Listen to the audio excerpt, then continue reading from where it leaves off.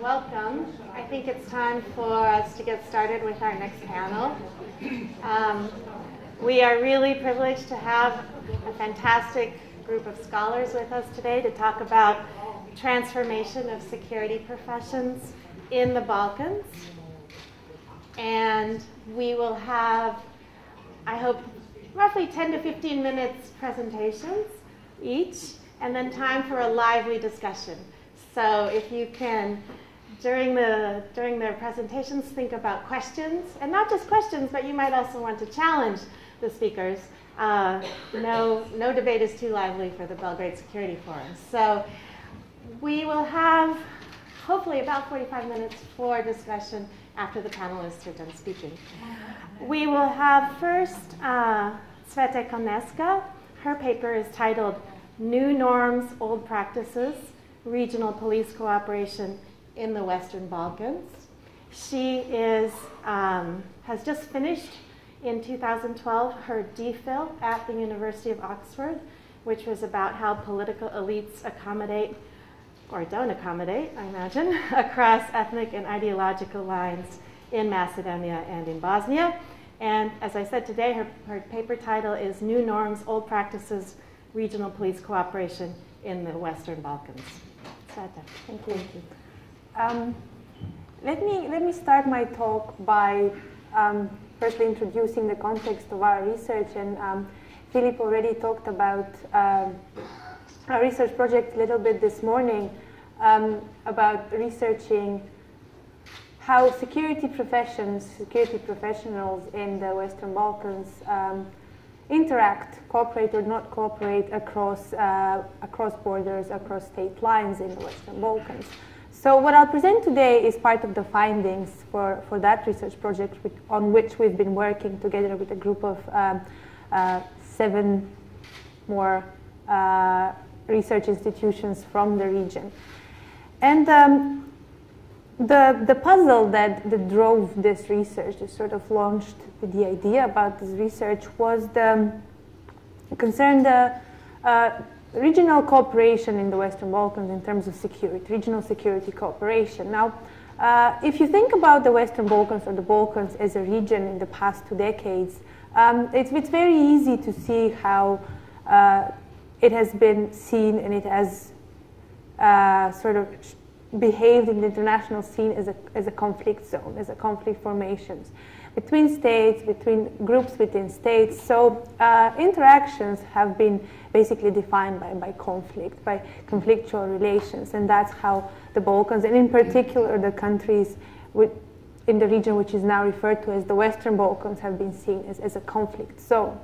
But about two decades later, so presently, we can see a lot of change going on, a lot of regional cooperation, a lot of regional initiatives in many areas, but including security as well, which is the area where international relations scholars would not expect to see change as quickly and to the extent that we're seeing today. So this puzzled us, and we wanted to see it and to try to explain and understand what enabled these societies to change, to move on from the conflict formation, from conflict relations to more cooperative formation, and to gradually transform the region from a conflict zone to a security community, or a security community alike formation. So that was our goal, trying to explain this. And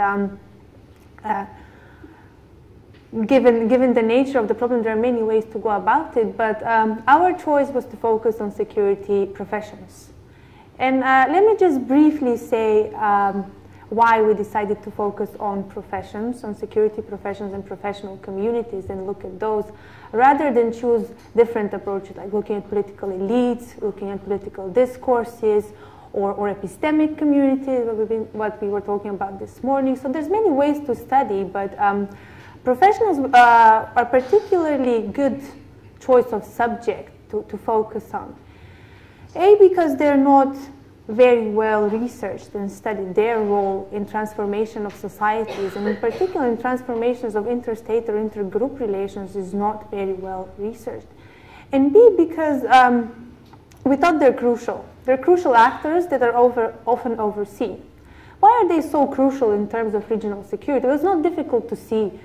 First of all, these are the actors that played a very important role during the conflict, during the conflicts that were going on across the region. Security professionals were central to it. They took part in conflicts. They were involved in conflicts.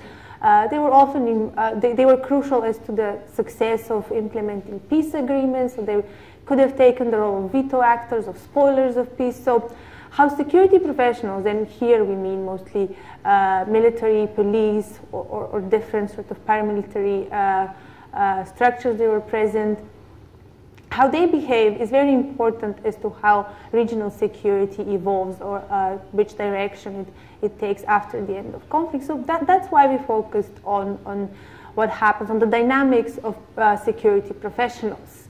Now, focusing on security professionals meant that we need to choose an appropriate methodology, and here I will not go into many details about our choice of practice theory as the theoretical analytical framework for studying, but I would be happy to pick up the discussion from the previous panel later on in the question and answer session. But I would just add that in our case, in our research methodology, I think it was a good choice, given that we are looking at communities, at groups of professionals. In particular, in my case, looking at the regional police cooperation in Macedonia across the borders, we're looking at communities which have very structured ways of interacting with other professionals, with other groups in their own society. We're looking at a very normatively rich and practice-rich communities. And in this case, it's not very difficult to narrow down to decide what practice is. Because, for example, police officers, they have very structured ways in which they behave as professionals, not outside of their professional life. What they do, how they approach people, how they approach their superiors, how they approach citizens. So the normative field around them is very well regulated, is norm-rich. So we can look at these practices and see how they fit with the normative, with the changes in the normative environment around them, so, which is why we decided to focus on these practices. And not to drag the whole discussion much longer, so let me just say what the main arguments and the main findings in my case were. So we were focusing on the Macedonian case on a regional police cooperation, or the regional cooperation of the Macedonian police with other police forces in the region. And the main finding is that, well, the practices, the normative environment around police cooperation is changing rapidly. So there's been, in the last 2 decades, but in particular in the past decade, in the past few years, rapid change in how we talk about regional security cooperation. So new norms have been introduced, mostly from the top, mostly vertically, from the political elites, from the people who are at the top of the police hierarchy, ministers and ministries, top civil servants, going sort of trickling down slowly through the official channels to the police officer, to the rank and file police officers. So the norms are changing, and we're talking about some new norms, though we can argue whether these norms are entirely new, these norms of cooperation, of tolerance, of democracy and human rights in the work of the police. But they have come together with these societies' transformations and transitions towards democracy, but more pronouncedly through the efforts of these countries to join NATO, to join the European Union, and become accepted as sort of equal members of the European or Euro-Atlantic civilizational normative community. So this has brought in the security professions as well, even though security or policing itself is not necessarily, let's say, EU field of legislation, but border management, border control, and other parts of policing are EU regulated. This has brought norms to the police community, professional community in Macedonia and in the region, and changed the way we talk about it. But how much this is reflected in the interactions, in the practices, in what regular rank and file policemen do on the ground, how they interact with the citizens, how they interact with superiors, how they interact, more importantly, with their peers across the border, let's say Macedonian policemen and their Albanian colleagues when they meet them with their Serbian colleagues when they get the chance to interact with them is an interesting issue which we try to sort of disentangle looking through this perspective. And the findings were, well, they were mixed. We're talking about a mixed sort of bag of findings at the end. In some areas, we've seen a lot of change that has matched the normative changes.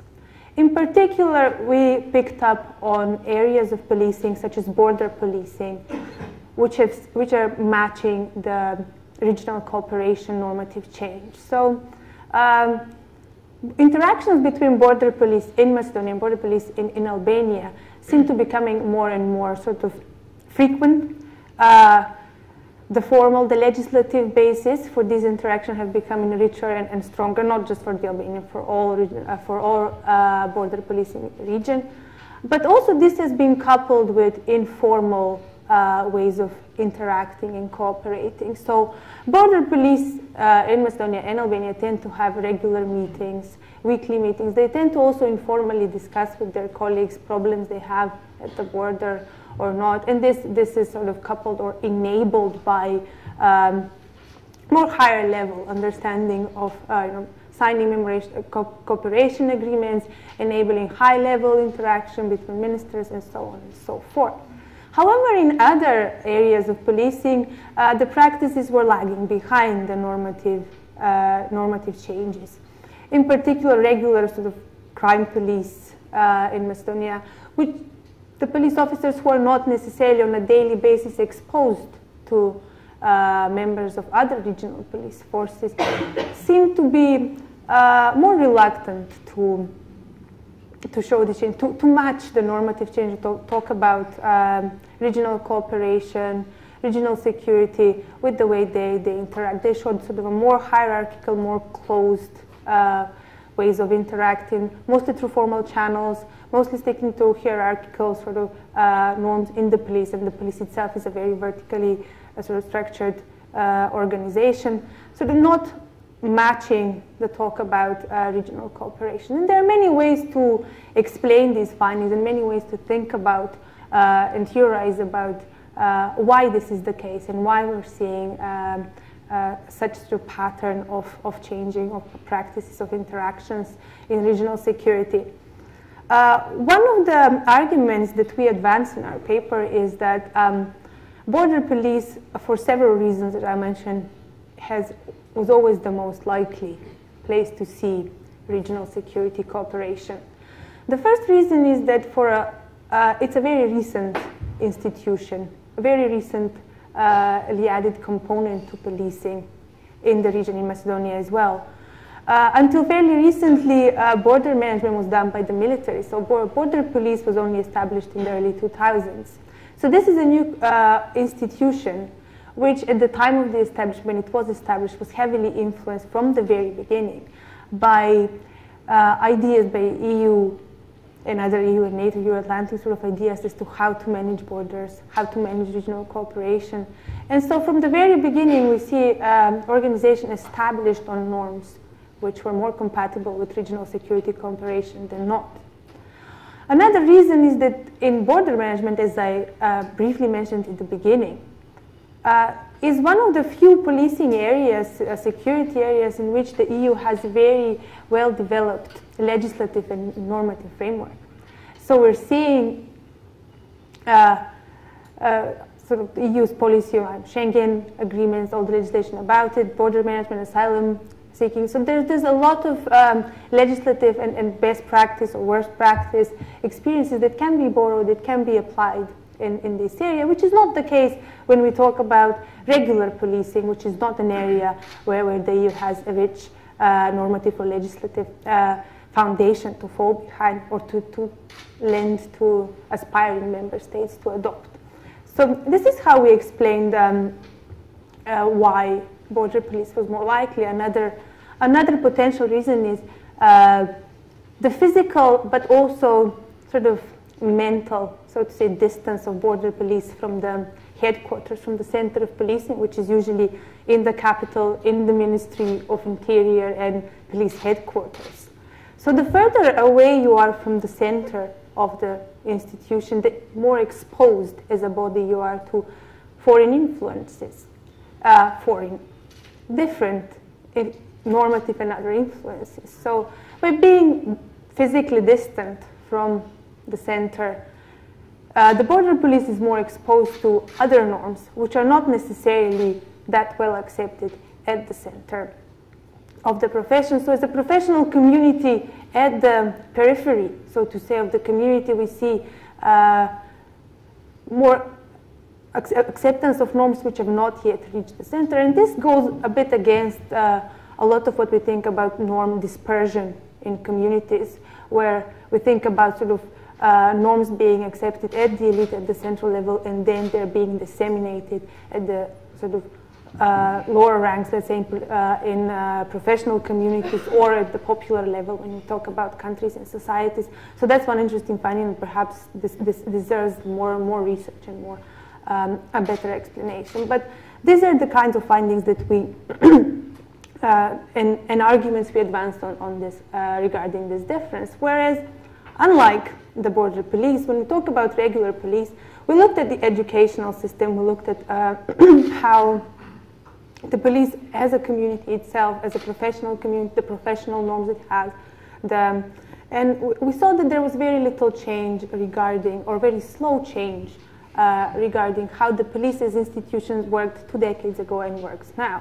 It remains a very hierarchical, by the nature of its work, a hierarchical community, which has very defined and structured ways of interacting across different levels in the profession. So rank and file police officers, there's a set ways they can approach and address their superiors, and they can address the minister and so on and so forth, which, because of this structure, do not allow necessarily very easy change.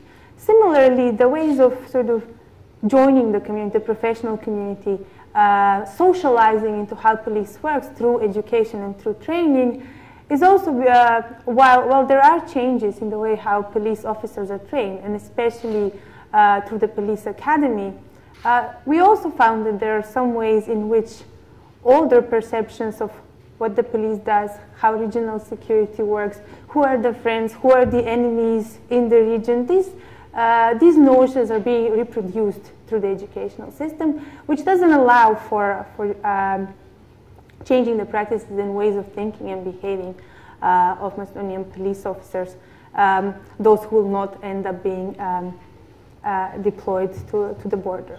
So to sort of finish and not run over my time limit, I think what we're seeing in terms of the role of security professionals, in particular the police profession in the region, is mildly encouraging. We are seeing the sort of the acceptance of new norms as to how police should be, democratic policing, regional cooperation in security, and so forth. But we are also seeing a lag between acceptance of these norms and changing the practices to match the talk, the rhetoric about regional security. And while this is to be expected, it also opens questions as to how this lag can be addressed. Can it be? Can this be removed, and how we can allow for sort of easier transition towards new and different regional security practices? Whether police officers, the police profession as a professional community can be an actor which will help the region transition further from conflict to security community. I think that's where perhaps we need to be more skeptical and pose more questions, given the fact that perhaps unlike epistemic communities, we're seeing a lack of necessarily a purpose or to contribute to regional cooperation rather than serve what the purpose of the police is, to serve as a law enforcement body. So there's this lack of sort of, while there are professional norms which are shared, there's a lack of causal sort of beliefs as to what role the police should serve in regional security, which is why I'm a bit skeptical as to the role they can serve in bringing the region towards security community. Thank you. Thank you so much, Sveta. It's really interesting because it fits with a lot of EU enlargement theory that shows that it's issue-specific, right? That the integration process can have a lot of impact on certain sectors or certain issues and almost none in others. So it'd be interesting to find out in the Q&A, you can think about it, how might national governments boost norm adoption in those areas where the international community really can't reach by itself. We move now to Arjan Dermishi, who we're thrilled to welcome back to the Belgrade Security Forum. He is the head of the European and Security Research Department at the Institute for Democracy in Tirana. And his paper today is called Patterns of Professionalization of Albanian Diplomats, Change and Continuity. Thank you. It's a pleasure to be again here to the academic event of the Belgrade Security Forum for the second time. And since last year, I discussed international cooperation in the Western Balkans by using the same approach as Sveta talked earlier, by examining the practices of diplomats and trying to measure or to see how through the practices of diplomats or what was the degree of integration seen through the practices of diplomats. I just tried to go further and examine more in details what diplomats are in Albania and how they professionalize as a group, is in a further attempt again to try to see not only by taking for granted that diplomats fulfill a certain normative function, but also taking in consideration the fact that diplomats are acting as state actors, and therefore their patterns of behavior are rooted in international domains. So this is, in a way, the perpetual tension, and as it was discussed in the earlier panels, about whether diplomats constitute an epistemic community or an international society that tries to influence over the government, or they represent their governments into the international domains. And in fact, they tend to sort of fulfill both of these functions. Now, in looking at the Albanian case, I just wanted to, and I have actually examined what does it mean, so what is the professional identity of the Albanian diplomat. And because diplomacy has evolved through centuries as a practice that has been not necessarily all the time being fulfilled by professional diplomats, so it is difficult to really frame this profession, because in ancient times it was fulfilled by traders or by other envoys who did this in temporary terms or just in short missions and so on. So diplomacy was institutionalized rather late, and it is rooted in the Italian city state system, and later on through the Westphalian state system. It came to be institutionalized and professionalized actually not more than a century ago. So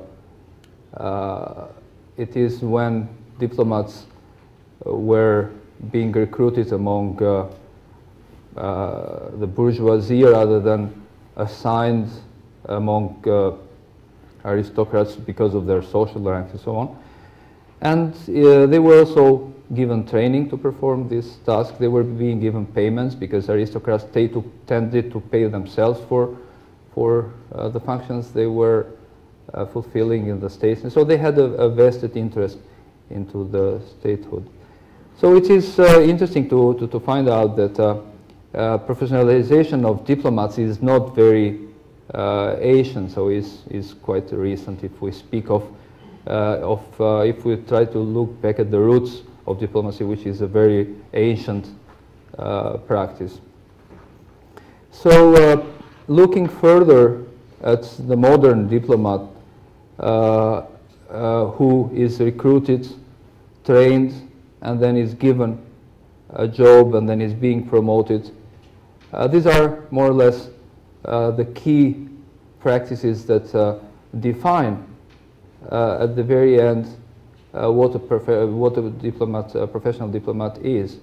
And this is where the discussion about practices and norms come, because now it is taken for granted that in order to professionalize, the diplomats have to go, or the Ministry of Foreign Affairs and diplomatic services have to go through certain norms. Like they have to recruit among certain types of education backgrounds, they have to promote certain diplomats. No? But on the other hand, these turn out to be practices because not all the times you have a very strict norm about this. So looking at the Albanian evolution and development of and institutionalization of diplomacy, it is interesting to find out that it is quite fragmented as a profession. So and this has been linked to the changes diplomacy as profession has had to be adapted to do and get adapted throughout the century. So starting with the First World War new diplomacy, which made diplomacy more public and abolished secret agreements among states and so on. And the Cold War, the effects of the Cold War, and then the post-Cold War. So this, being a small state, it is evident that the Albanian diplomatic profession has been affected by these trends. So I just tried to look at the practices actually the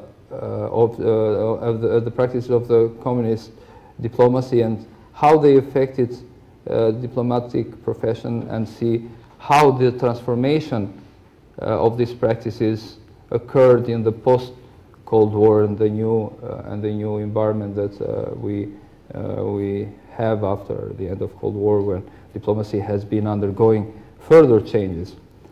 So it is interesting to see that although diplomacy is an international institution, the national domain has been very influent in defining the identity of the Albanian profession of diplomats. So that's very much related to the approach of the communist diplomacy, which in my research, which I have divided in 4 different periods. This is the longest period of about 5 decades. So it appears to be more influent into engraving certain practices in the professional identity of the Albanian diplomat, from where the title of my study is Change and Continuity, because although there is change in this professional identity, there are lots of continuities which are rooted in practices of the of how communists saw diplomacy and how this diplomatic practice affected professionalism of diplomats. So from the theoretical point of view, this is a contribution to the assumption of how professional culture linked to discourse and practice. So despite the discourse for creating new approach to diplomacy, existing practices have influence. So the outcome is a combination of previous practices. So the norms or the discourse has not been that much influenced. So I've tried to look more in details into these 4 practices that are recruitment and training and promotion and appointment. And it is interesting to find out, to have found out that there are lots of practices and ways how these processes used to take place, used to happen and take place during the communist regime that still are part of the professional identity of the diplomat. So which in a way is interesting to try to look further into the argument of what are the implications of this with respect to further changes, given that Albania will become or is trying to join the European Union, and the modifications that member states tend to adapt to new practices within the EU, while most of Albanian diplomacy is focused in bilateral and interstate relations with the EU. So it is interesting to see also further how these practices will be modified by this process. So I hope to be able to discuss this with you further in the question and answer session. So. Great. Thank you so much. We are going to now move on to our 3rd speaker. Jonathan Marley is a serving officer with the Irish Defence Forces, but also a PhD candidate at the London School of Economics at the LSE. And he's had a long and distinguished military career, and I can remind you that the full bios of all of our speakers are available online. But his military career has included working with NATO, with the UN, and also serving here with NATO in Kosovo in 2004 and 2007. His paper title today is New Model Armies, Rethinking Military Purpose in the Western Balkans. Thank you very much. I should preface what I say, first of all, by saying that even though I am an Army officer, the views I present today are in no way reflective of the Irish Defence Forces or the Irish government. They are very much my own. And I suppose in coming forth with a purpose for this paper, what I really wanted to do was to generate a discussion on military function in the Western Balkans that moves it out of a post-conflict context. There is no question but that new model armies have emerged, to take the old English phrase, have emerged in the Balkans since the end of conflict. Some of them are quite novel. I mean, while you might argue that, say, for example, Croatia and Serbia have progressed along largely traditional lines, certainly what's emerging in Bosnia and to a greater degree in Kosovo are very novel new concepts that offer both challenges and opportunities, which I think have not yet been fully thought through. But in terms of the models, they've emerged within a context of security sector reform that has been largely externally imposed.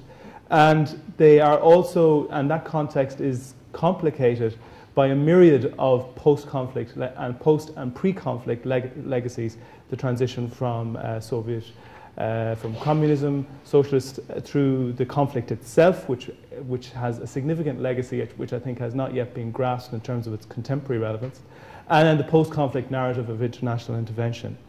Why this is timely, I think, is because there have been a number of events, particularly in the last 12 months, that suggest, picking up on Seta's point, that the post-conflict narrative is now beginning to give way. Domestic events, starting primarily, of course, with the agreement between Kosovo and Serbia, but also things like the Sejdić-Finci ruling in Bosnia, Croatia's joining of the European Union. These are events that are moving the region, both the individual countries themselves, but also the region beyond the narrative of the past 20 years. And I think that's significant. So in thinking about military purpose within that context then, and through the research interviews that I've conducted, there are a number of issues that are emerging, which I think will need to be effectively addressed if the militaries of the region are to continue to retain relevance both within their own states and more broadly in regional and international contexts. Primarily, what I've identified through my research are significant knowledge deficits in civilian-military relations, primarily in terms of civilian understanding of military function, and a military function that has changed significantly in the last 20 years. And I'll explain that in greater detail in a moment. The second thing is subtleties and I think emerging cracks in terms of the pressure of Euro-Atlantic integration, in terms of national identity and ownership of military function. And the third point I would make, and it's very much a future, looking at it with an outlook of maybe 20 years or more, is the long-term legitimacy of military function. Before focusing on the states, I will say that this is not by any means something I would attribute uniquely to this region. It is an issue that's becoming increasingly to the fore in Western Europe in particular. You look at where the trend is for military downsizing, where there are significant cutbacks to military force, with associated implications for the capabilities that they can deliver to states at a time internationally where the demand for military capabilities is actually rising. And that has all sorts of other complications in terms of the role of private military security companies, which I won't go into today. But you can see how that retraction of military capability through cost-cutting measures and so on has implications that have not yet really been fully thought through. In terms of the literature that has brought forth in this debate, in terms of the utility of military purpose, obviously it's been dominated by a realist perspective, which has focused on the fundamental importance of the defence of state territory and sovereignty, and largely in that context against external aggression. But what we've seen again, most notably in the last 20 years, is the emergence of functional and socio-political imperatives for military purpose as well. So things like contributions to international security through peace support operations, military's development of an expeditionary capability, whether expeditionary in warfighting terms or expeditionary in terms of ability to contribute to international operations, whether under an EU or UN or NATO flag. The military's role in internal security context in terms of aid to the civil power, protection of the police, certainly a major issue in countries where the police forces are not armed. An issue in the regional context here where effectively in terms of the retention of the use of force on behalf of the state, the military is actually in competition with other agencies of state, most mostly the police, and that creates its own dynamic. The other elements I've looked at are military role in terms of provision of civil support. Analysis of the white papers produced in the region clearly show a general acceptance that the military has a role, for example, in the instance of natural disasters. But there are examples from elsewhere to show that that role the military role in terms of that kind of civil support to the state has significant room for growth and also mutually beneficial growth insofar as, for example, there are states in Western Europe where military provide the air ambulance service internally within the state, but the military benefit in terms of training of their pilots, training of their air medical teams, which then can be utilised in peace support operations, to give but one example. And finally, and particularly important in this context, is the military's role in nation building. The symbolism of military reform, the importance of that reform in terms of the identity of the military itself and the identity, the national identity, the role that the military play in the national identity of the state, and then the ownership of that process. And I suppose it's in that it's the ownership element of that that really calls into question the progress to date of Euro-Atlantic integration. I'm not for a moment saying that Euro-Atlantic integration is a bad thing, absolutely not. But I think there are weaknesses within it, particularly for states emerging from conflict, that have yet to be fully considered. First and foremost, it is an externally, for the military side, it is an externally imposed process through security sector reform concepts, and those concepts have prioritized particularly sustainability and efficiency, which I think if you think through the Euro-Atlantic program to date, again, certain weaknesses start to emerge.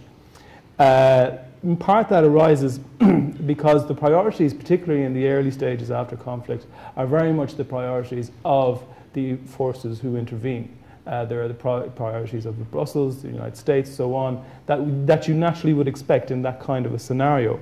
But equally what you would expect is that there will be a transition over time where the priorities, the external priorities, are balanced out by the emergence of internal priorities as states reassert themselves and reestablish their identity both internally and externally.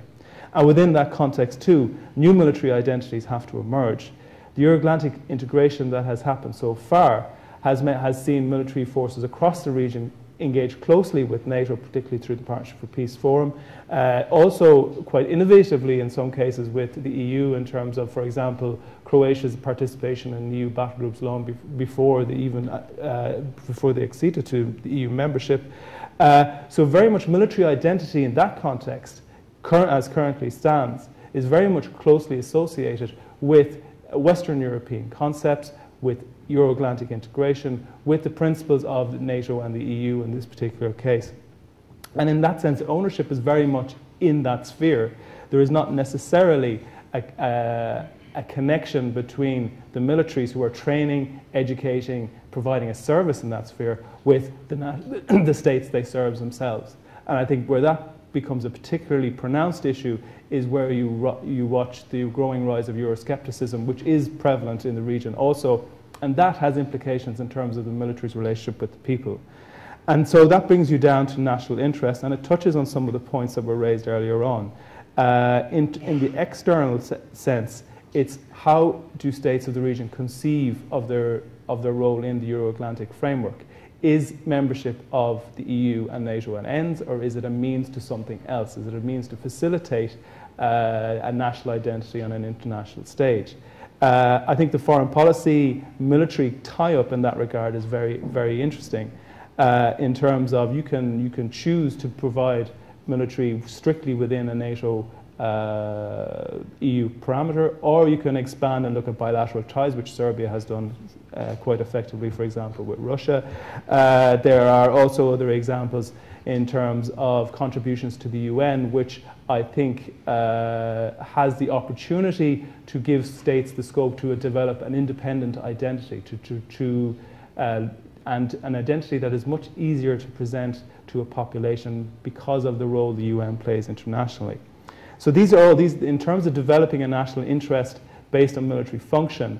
It is to think through the challenge of European integration, not to see it so much as an end of itself, and to where the utilities start to arrive. And that not just in terms of military service, but also in terms of the issues that military service can be tied to. So, for example, the Austrians have developed a particular synergy in the area of minority rights. The Scandinavian countries more generally have pursued gender issues, human rights issues, and all these have tie-ins to the role of the military in various contexts. So you can see how countries have used the platform of NATO or the platform of EU instruments to develop their own identity. And I would argue that has not yet really started to emerge in the Western Balkans, but that the potential for it to emerge is definitely there. And so that leads me to a question of future purpose. And I think the question that militaries in the region will start to face, as others have elsewhere, is that why do we need an armed forces in the first place? So again, the answer to that question is how do the military retain, or in answering that question, the military will have to decide how do they want to retain relevance, and relevance primarily to the state and its people, because ultimately they are the people who will decide the budgets. And then in that context, then how do they develop that relationship so that that relevance is retained over time and allowed to evolve over time. In that regard, and looking more close, that once again brings into question the whole the primary argument of this, or the focus of this paper, which is on the civil-military balance. I would argue that the security sector reform process, while being largely positive, is flawed in that there is an overemphasis on structural reform, which is focused understandably on democratic accountability, on other aspects such as civilian oversight and so on, but that has not been matched by conceptual function. So, and in that sense, there has been a huge emphasis in terms of the training and education of military forces that is in no way matched on the civilian side in terms of ministries of defence, in terms of foreign affairs, by an understanding of what that military force can be used for. And to draw an example from another,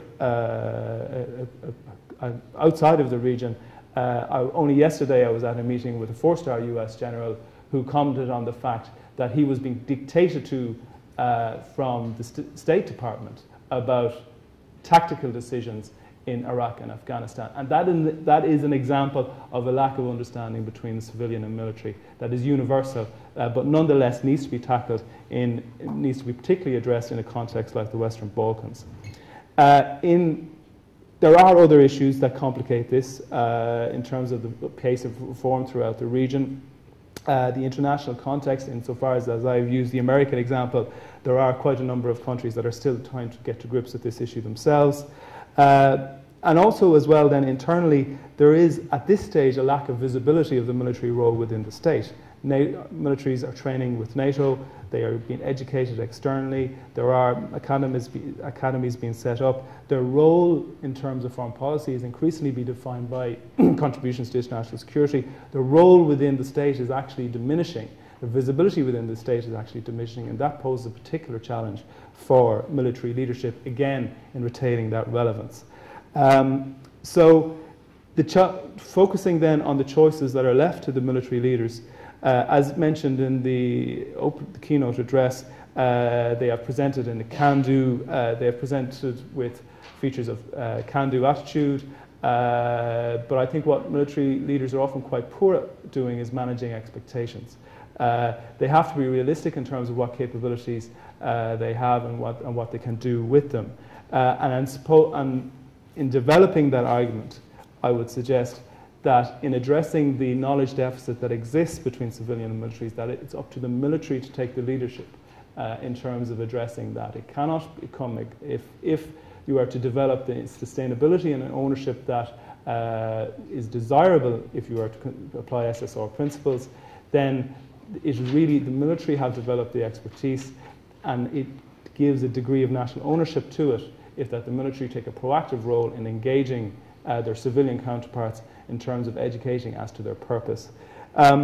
So in looking, just summarizing the findings, clear knowledge deficits have been identified across the region to varying degrees.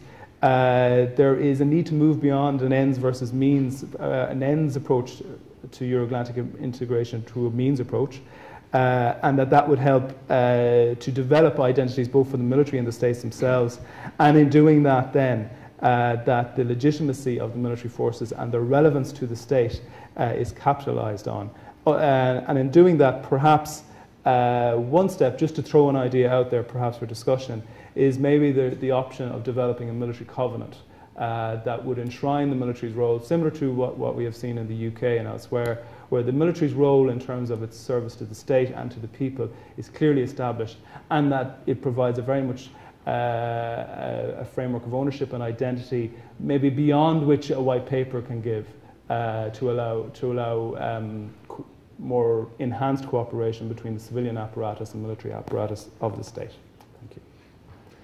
Thank you so much. What we want to do now is have some questions and answers, and I'll ask both the questioners, please introduce yourself and please keep your questions short, and then we'll do some answers, but also can keep our answers short so that we can go back and forth as much as we can.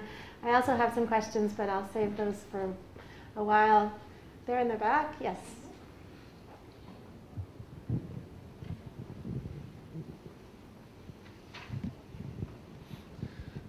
Hello everyone, Marko Savkovic, researcher from Belgrade Center for Security Policy for another week, then moving to Belgrade Fund for Political Excellence.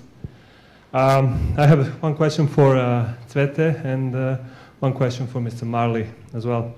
For Cvete, it's more of a comment, I'd say, coming from my experience working and researching into processes related to border police reform in Serbia.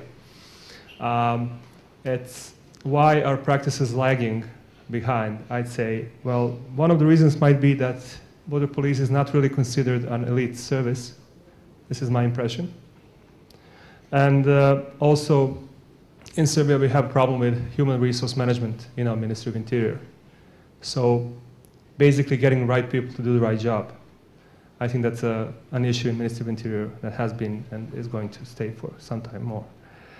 And also it's a work-intensive environment in terms of you can't really focus on reform if you are, dealing with so many illegal migrants day after day after day after day. So they always have an excuse in that department. And about the argument that they're a bit too far away from the center of decision-making, well, in Serbia, border police is situated, physically in the building where central decision-making is in the Ministry of Interior. So that's another, again, and they have featured very prominently in our debates on Serbia, European integration prospects, and so on and so on. So, for Mr. Marley, I would start with one of your final points that you have said. Where basically, you believe that military should lead the way in renewing this call for civilian expertise. Again, from my experience as a researcher, I would say that it would demand more trust in civilian expertise in the first place. However, it's sort of a vicious circle because basically years have passed and a lot of resources have been invested in building civilian expertise, in research in defense sector, defense reform, so on and so on. And even today, dedicated researchers and people who are actually coming from, let's say, civilian side of the story who are working on defense reform issues, I would say not so many. So there is definitely a need to reevaluate these strategies, and as regard for your presentation, I would say it's spot on in terms of where defense reform is in Serbia at this moment. Thank you. Thank you. Are there other questions? Sonia.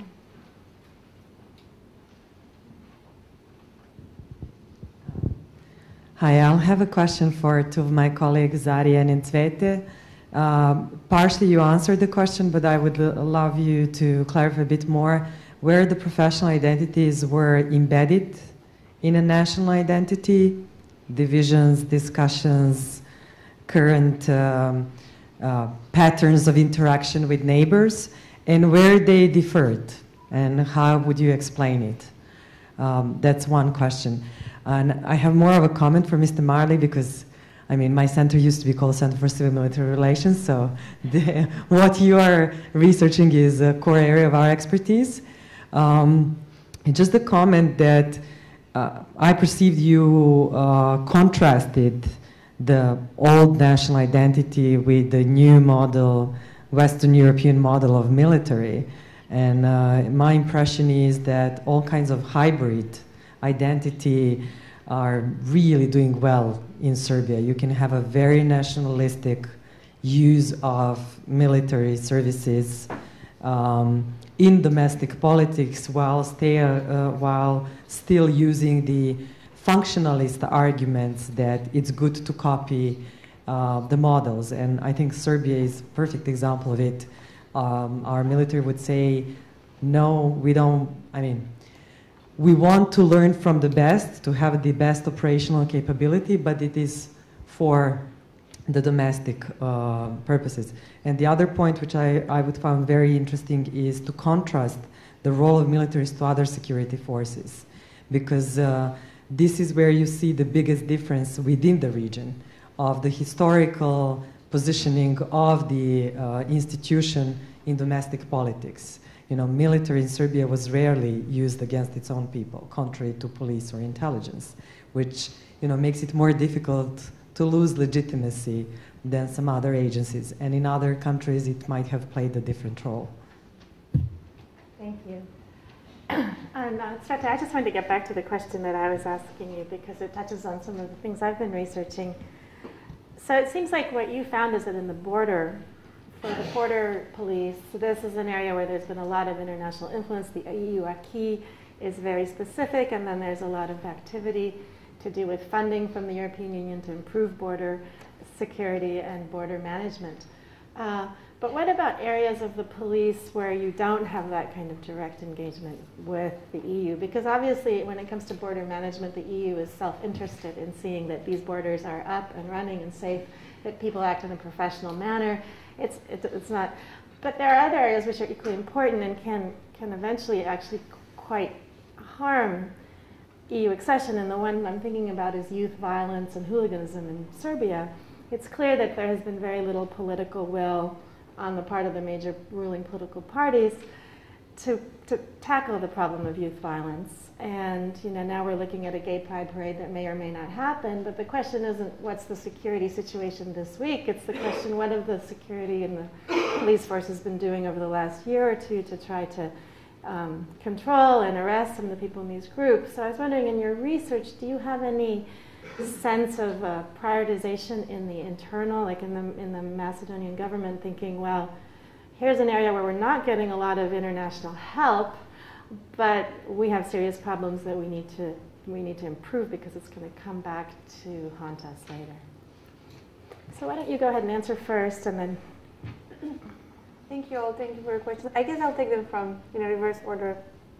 I think in principle I agree. I think, and it's not a very surprising finding, that where there is more EU legislation, when the EU acquis is more specific, and there's more sort of available material to use in aspiring member states, we expect to see sort of more convergence in terms of how the area such as border policing is regulated, but also in terms of practices and how these best practices and experience from the EU are being transposed and then implemented locally. So that's not a big surprise.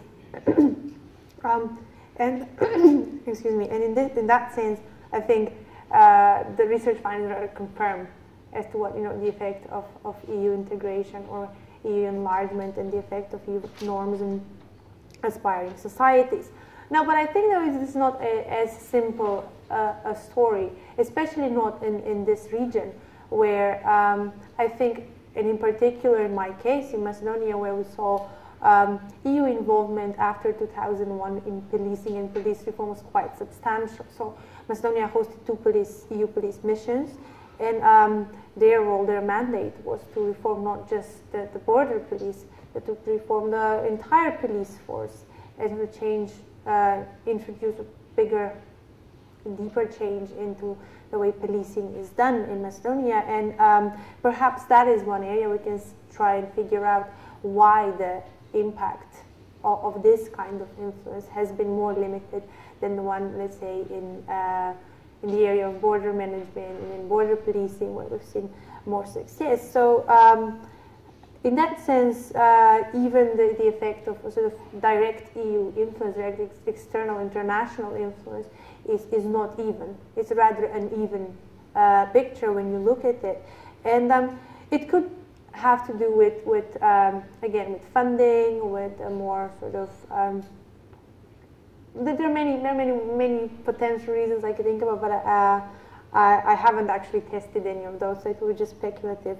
My answer, whatever answer to it. But regarding the prioritization of other issues in policing, I have to say, during our research, I don't think we noticed any specific, especially such prioritization, especially not in relation to issues such as the ones you mentioned, dealing with certain groups, or more marginal groups or minorities, which are not high on the international agenda or the EU agenda regarding security, but would be problematic for the society, especially not with youth violence, hooliganism. There was none of that. But I think what was interesting was that, and again here it will be difficult to distinguish what's the impact of EU interests and what's domestic problems, but a problem that recurred in our interviews, in our findings, was talking to policemen who talked about regional cooperation justified by fighting, combating regional security problems such as organized crime, for example. And while a lot of police officials would talk about, not necessarily justify, would talk about regional security in terms of, yes, this is required because this is what the EU or NATO require for us to do. They would also say this is also good for us because crime is transnational. So if we're going to fight organized crime, we're going to fight transnational crime, regional cooperation is required. So there is, so to say, more organic, endogenous kind of explanation of regional security rather than justifying it as a, to use Jonathan's phrase, sort of means to an end, that's an end in itself, right? It serves a purpose other than becoming a member. So in this, I think it's very difficult in these societies where there's been such big penetration of external influence to distinguish the independent effects of what was the effect of EU norms, EU legislation, and what has not been the effect of EU legislation. And to link that with Marco's comments, which I think I agree with everything you said. I think all of these are potential variables that can affect the interactions and the practices of the police, and I think it's impossible to control for all, and I think that's perhaps a shortcoming or a challenge in working with practice theory that we need to think a bit more about how to define and how to delimit, I think. But just a quick sort of run through and then about my initial thoughts about the MAR. I think the fact that the border police is not an elite service, not in Serbia, not in Macedonia, I don't know about the other countries, I think that makes it all the more interesting to actually look at, because what we set out from the start was to try and look at not look at elites, not look at the political elite where it's much easier, much sort of, we expect to see more of a match between rhetoric and practice, but to see at the rank and file police officer, whether in the regular police forces or in the border, and exactly because they're not elite service, and they tend to exhibit such, to be more prone to cooperate across the border, I think is a salient finding. The problems of police reform and HR management, I think, they're important, and they definitely have an impact on how quickly or slowly priorities and rhetoric are translated into practice. But I think we can argue the same. In any country where police reform is not something with start and end dates, so things are changing regularly. So I think we can just control for that within the police in a country. And if we see between different police bodies different behaviors and different interactions, I think that's again is an interesting finding. And the final comment about the being situated at the center, what I refer to the physical distance with the actual border policemen who are at the border and who are not in the center at the headquarters, and therefore, while obviously they are subject to the hierarchical norms of the police, they are distant from it. They don't tend to see the minister every day or the head of the police or the service, what gives them more space for informal interactions with their peers, which I think are very important. And Sonia, your comment about embedding professional identities in national identities, I don't think I can answer very briefly. I think this is a whole other debate, but just quickly, I think if I was going to put an answer to this question in a sentence, I would say that national identity, where professional identities are embedded in national identities, they tend to be, national identity acts more as a spoiler rather than an enabler of regional security cooperation. And I'm sure there will be plenty of you in the audience who would want to challenge this. But because I think the way national identities are constructed, or rather reconstructed in the region,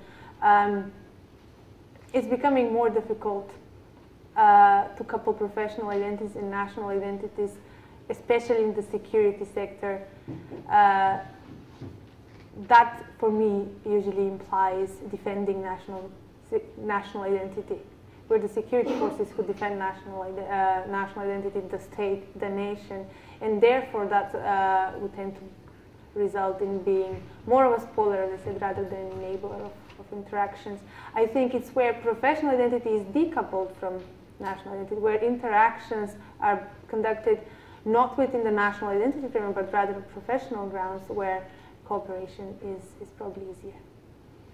Jonathan, you have a difficult task. I want your answers to be even more outstanding than Sveta's, but in a quarter of the time.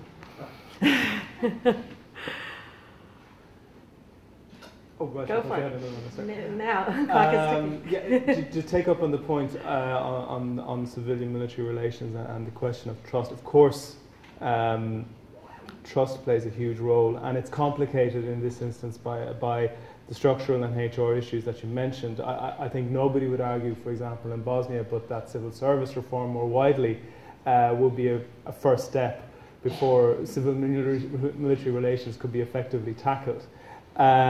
Nonetheless, though, I think that as there are other elements to it as well. If you look, for example, at the Partnership for Peace instruments of the individual partnership program and the planning and review process, they're very military focused, and that might be, you might say that, well, what an obvious thing to say, you're dealing with NATO. But military very often are only one part of the triangle, particularly in international context. You rely on your policy of coming from a ministry, and you rely on the cooperation of your diplomats as well. So it's interesting that from that structural application from NATO, there is a strong argument, I think, for focusing, maybe developing partnership goals that address ministries of defence and foreign policies as well, and that could be a way of bridging the gap. I also think on the military side, and in terms of military leadership on this issue, I think there is a tendency in militaries, and I found it through the interviews, that they have such respect for the constitutional obligations of being seen to support the state and not being seen to undermine the state, that there is a reticence to engage. And I think that they could be much more proactive without compromising their constitutional commitments in terms of bridging that civilian-military gap.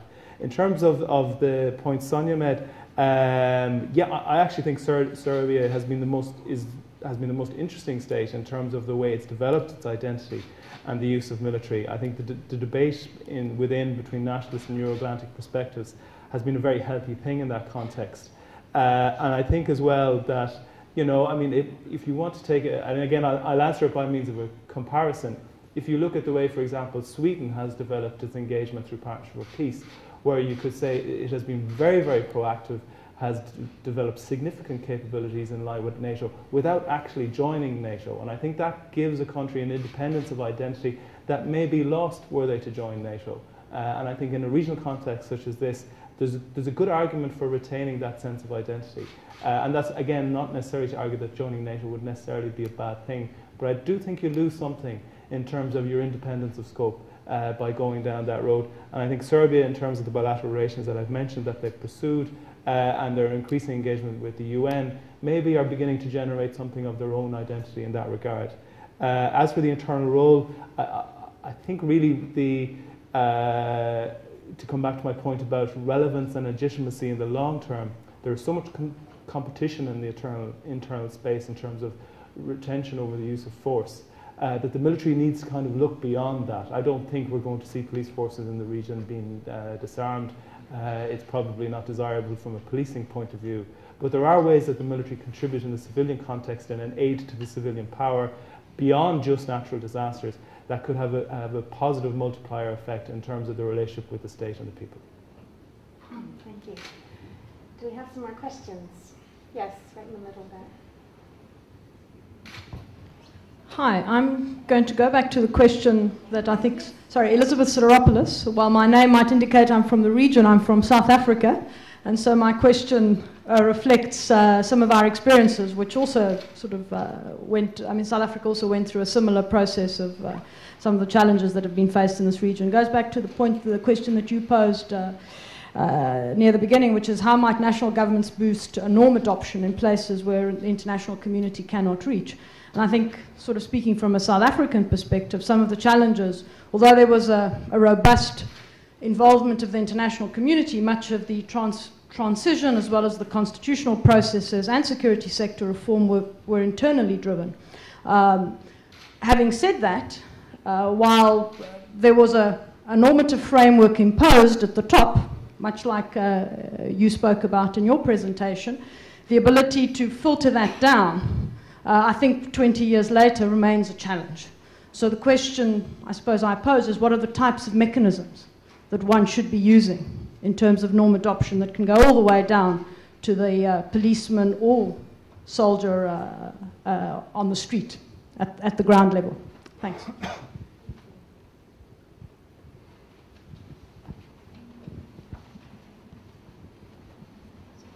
Thank you. My name is Rajko Radović, coming from Montenegro. On the notion of the previous question, I also have a question for Cvete. Have you been able to research, you mentioned the norms, that they are mainly, the adoption of these norms is driven by the incentive to join EU or NATO, these particular organizations. But have you been able to research into how in these countries of the region these norms are developed actually? What I particularly mean, what is the procedure, for example, to develop the law on police? Is there any prior policy analysis, thinking through documents, etc., obligation to form a working group that before drafting the document? I'm asking this because I think it can tell a lot and is actually one of the reasons why we have the legislation, unfortunately. Maybe it's not that poor in quality, but unfortunately very often unimplementable. And a question for Mr. Marley. I must say that I completely agree with you in terms that actually the civilian component of security sector reform, when we talk about defense and in particular NATO, is unfortunately neglected. It's on the sides, or even quite often not even existing in regard of the requirement what the country needs to fulfill in order to access the alliance in this case. And in my view, really, this can be potentially even dangerous for the organization itself and for the country as well. So, in your view, what would be the way ahead? How to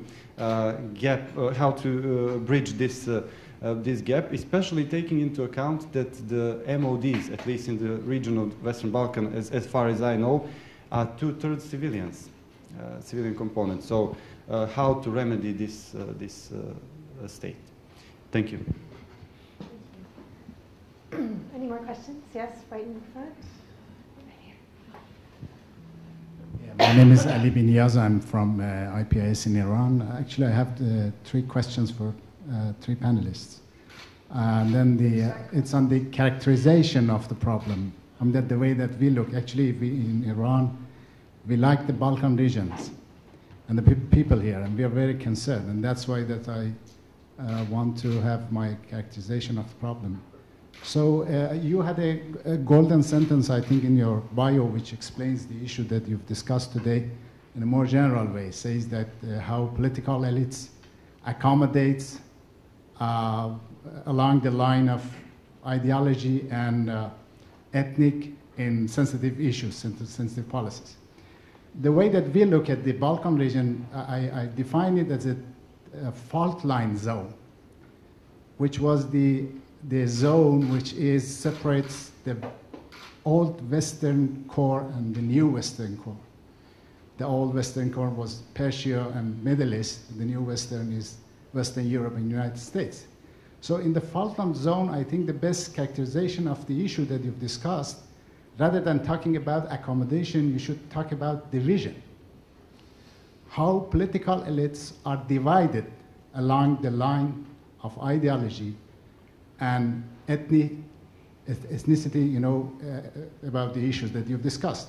Once you talk about the division, then you better understand the realities. Once you talk about accommodation, so you are reducing the form. And by reducing the form, you understand less of the realities. So that would be something that We are just talking about different characterization of the problem. And then for the second panelist, you talk about the professional or career diplomats and non-career diplomats. Basically, if you discuss the matter in a more abstract way, you are talking about an intergenerational equilibrium. Because if the region has been separated from the Soviet Union and the old, conflicts between West and East, then who are the diplomats that you're talking about? If you're talking about the old diplomats and the new diplomats, which might not be the case,